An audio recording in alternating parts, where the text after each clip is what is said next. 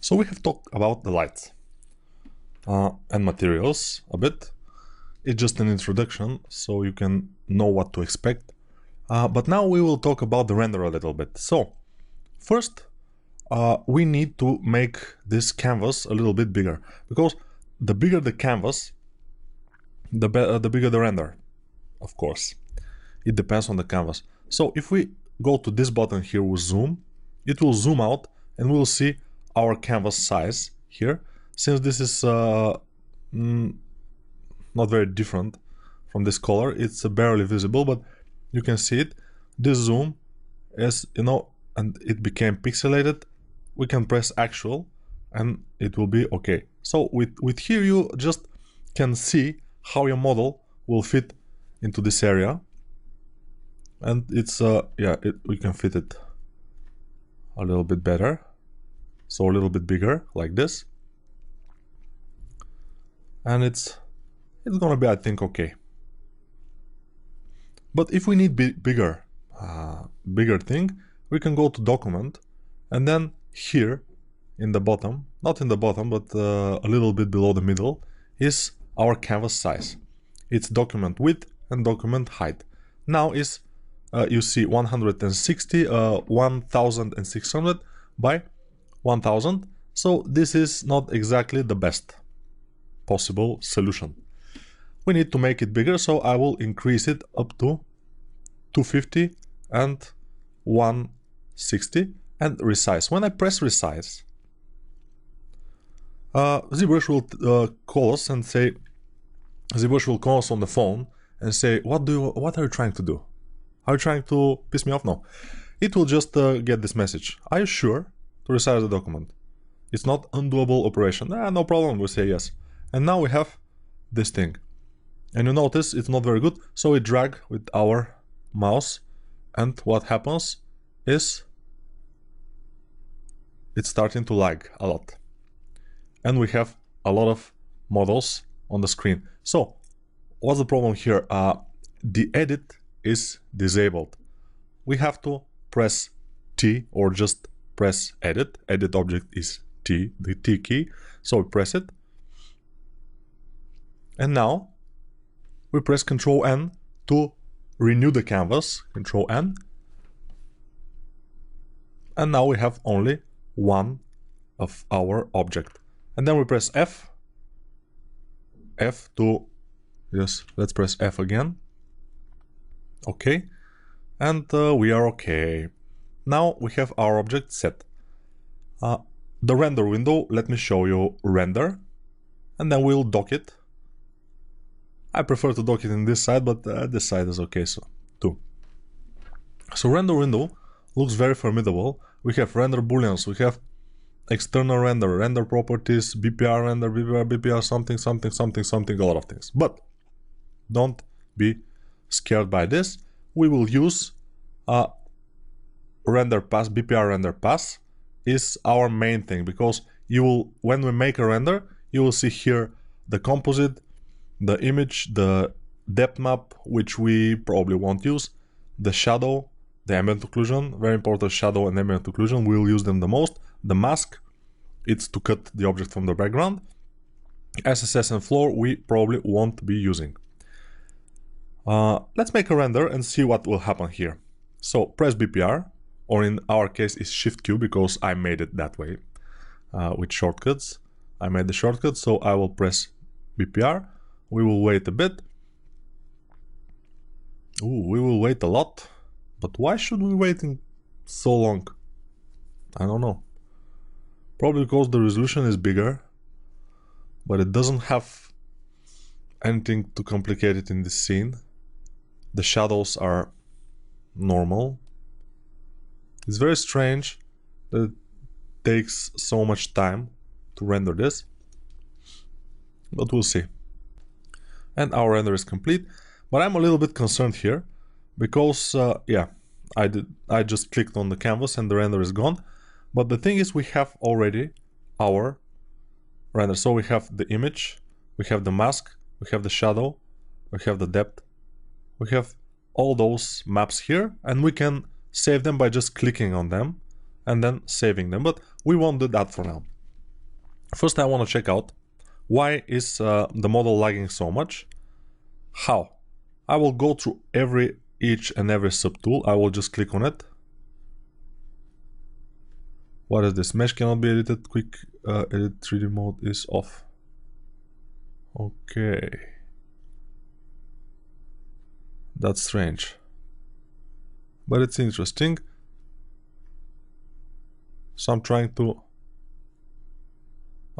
quick 3D edit in transform palette. Let's turn it on. Quick 3D edit. It's very strange. And here it is. Transform palette. Quick 3D edit. I see this for the first time. That's very strange. But now I think it will be okay. Let's go and go over each and every subtool just by alt-clicking on them. And just see if we have dynamic subdivision on any of them. Because this will cause the model to lag. Most likely. But we don't have any dynamic subdivision. Everything is subdivided properly. I think it's cool. But probably it was because of this quick 3D edit was not turned on. And believe me, I see this for a first time in my life. I've been working with ZBrush for 10 years now, and this was the first time. But everything has a first time. So if you have this problem, you just follow ZBrush instruction. Go to transform and quick 3D edit. Turn it on and it will be okay. So now we have this render passes here. Let's try to render it again and see if it will be that slow. But remember, when you render now, those passes will be gone and they will be replaced by the new render. So let's render. Oh, it's much faster. It's just much faster when we have this quick 3D edit on. And now we have this. If we need the shadows to be a little bit not so thick and not so sharp, we can adjust them. If we need the ambient occlusion to be on, we can just adjust it from here. But since it's not on, it's not adjustable yet. But we can go to BPR shadow, open it, and we will work only this window, BPR shadow window, and BPR ambient occlusion a little bit. So all the other things, you just don't need to know for now. And maybe you won't be needing them anyway, but whatever. So, render properties. If we go to render properties also, we can turn on and off some things. For example, we can turn off shadows, and then when we render, it will not render shadows. It will be pretty quick.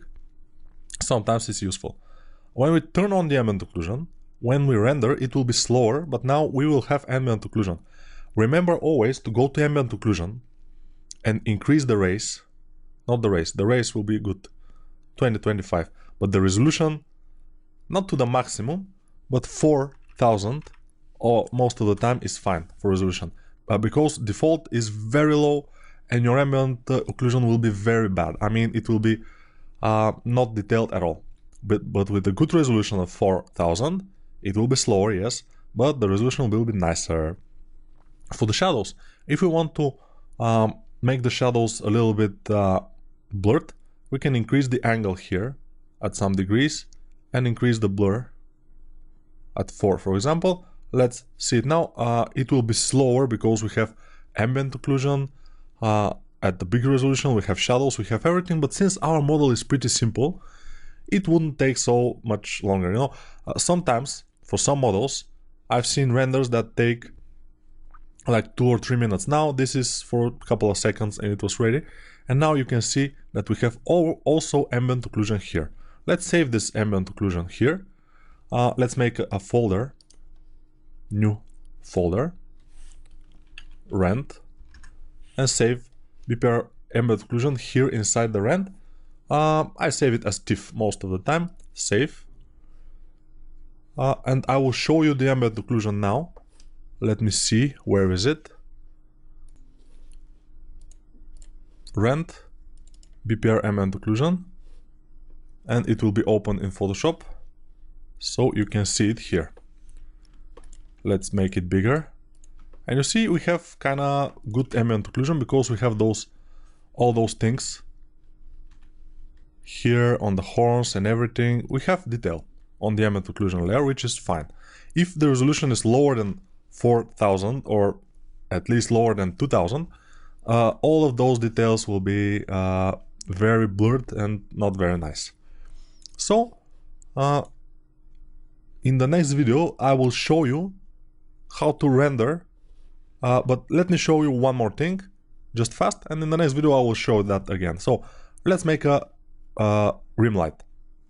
To make a rim light I always go to this light. So this is our main light, and I go to diagonal light, diagonal light. But let's go to the light, and this is the light. So you see, I switch it on by twice clicking on it, and I think I already did that once, but I will move the light in the middle and then just click on it.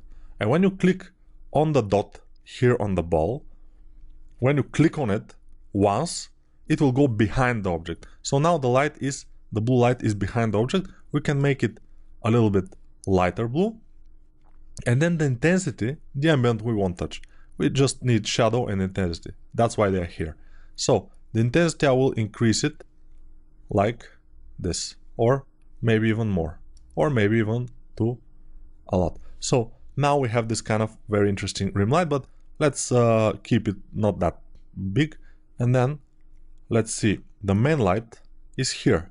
We will move it a bit on the side, and then this light, we will move it a bit on the other side. So that makes this light on the left side here, and it's lit on. You see the ball here. The ball is lit on from this side, and here there is a shadow here, and then this rim light is just following the surfaces behind the shadow, and it's making them more interesting. So now you can see it's looking good. Of course, if we render now, I show you already that because of this light, the rim light is stronger than our main light, which is less than 1, and this intensity is 3.7. If the rim light doesn't have shadows, it will be cool. But if the rim light have shadows, then our model will be dark. Because the rim light, since it's stronger, will shadow the other light, which is normal. Don't think that ZBrush is very good for rendering. It's not exactly the best rendering program. It's not physical based rendering, it's not PBR, but it's kind of good for presentation if you can work with it, if you can do it right with shadows and everything. And now this rim light is looking pretty good, so I will probably, when we start rendering, we will render different passes. We'll render one pass without rim light and then another pass with rim light, and then we'll combine them in Photoshop, which will be a good experience. But now we can go ahead and try just one render with everything, but remember, without shadows on the rim light, because they will darken our model since the rim light is pretty strong. So let's see how it will look without the shadows on the rim light. Maybe bad. It's kind of good, but also very interesting. Now our model looks a little bit dark because of the ambient occlusion. Ambient occlusion will be a separate layer that we will put in Photoshop above the object. We will make it with opacity. We even can make it color, not black and white, but colorful, because it will make our model look a little bit more alive. Now it just dulls the model. It's not good. So that's what we are gonna do in the next video. For now, just take care, and I hope that you already know a little bit more about the rendering window or the render window than before, and you know what to do, how to make your shadows a little bit blurrier on the edges, not so sharp, and also the ambient occlusion to be sharp and good. You need at least 4000 resolution is fine, and you see it's not that it's not slowing that down that much, so it's cool. So see you in the next video, where we will make the render passes, then we'll put them in Photoshop, and we will make the final render, and we will be cool and good to go.